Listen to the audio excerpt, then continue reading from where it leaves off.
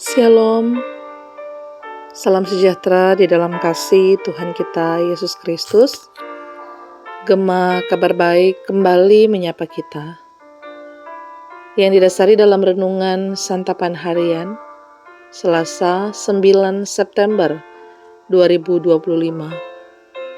Firman Tuhan hari ini diambil di dalam Lukas 14 ayat 25 sampai 35.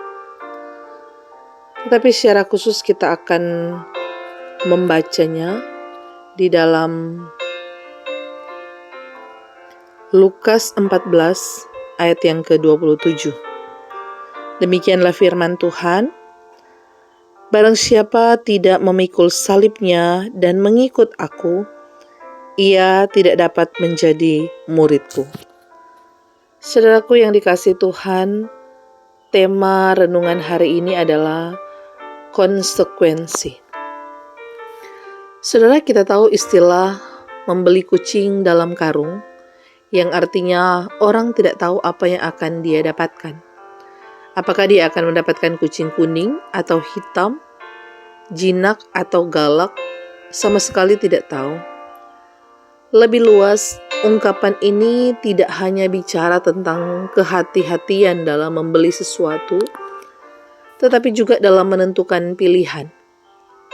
Sebelum memilih sesuatu, kita mesti tahu dahulu konsekuensi dari pilihan itu. Saudara, Yesus menegaskan hal itu. Ada orang banyak yang mengikuti Yesus. Hal itu tidak membuat Yesus menjadi berbangga hati atau serta-merta merasa senang. Justru Yesus mengingatkan mereka akan konsekuensi mengikut Dia. Mereka harus meninggalkan segalanya dan siap untuk menderita. Yesus mengatakan hal itu bukan untuk menakut-nakuti mereka, melainkan menunjukkan konsekuensi menjadi pengikutnya.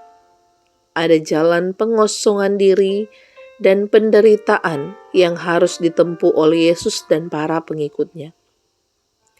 Maka Yesus mengingatkan mereka untuk menimbang-nimbang dahulu supaya tidak menyesal, lalu berhenti di tengah jalan. Sebab kalau tidak didahului pertimbangan yang matang, semua hanya akan sia-sia belaka, seperti garam yang tawar tidak lagi berguna. Saudara, inilah pentingnya pembelajaran atau katekisasi dalam kehidupan bergereja. Sebelum seseorang dibaptis, dia harus belajar dahulu tentang kekristenan dan tanggung jawab sebagai pengikut Kristus. Demikian pula bagi yang akan sidi, pengakuan iman di gereja-gereja yang mengharuskannya bagi orang yang telah dibaptis ketika masih kanak-kanak. Semua itu dilakukan untuk menyiapkan orang supaya ketika ia dibaptis atau sidi, mengaku percaya kepada Kristus, dia melakukannya secara sadar terhadap segala konsekuensi dan tanggung jawabnya, bukan dilandasi motivasi lain di luar Kristus. Saudara, untuk menjadi Kristen mesti belajar dahulu supaya mendapatkan pengetahuan. Setelah tahu, lalu mengambil keputusan secara mandiri dan dewasa. Kemudian siap dengan segala hal yang mungkin terjadi dalam hidupnya sebagai pengikut Kristus. Amin firman Tuhan, mari kita berdoa. Bapa di sorga, kami bersyukur berterima kasih karena kembali firman Tuhan mengingatkan kami untuk mengikut Engkau. Ada harga yang harus dibayar. Bukan seperti janji semu yang ditawarkan dunia bahwa kami akan mendapatkan kesenangan di dalam mengikut Engkau. Tetapi sesungguhnya ada konsekuensi yang tentunya harus kami jalani, yaitu dengan memikul salib. Mungkin akan ada pergumulan dan penderitaan saat kami memutuskan untuk mengikut Engkau.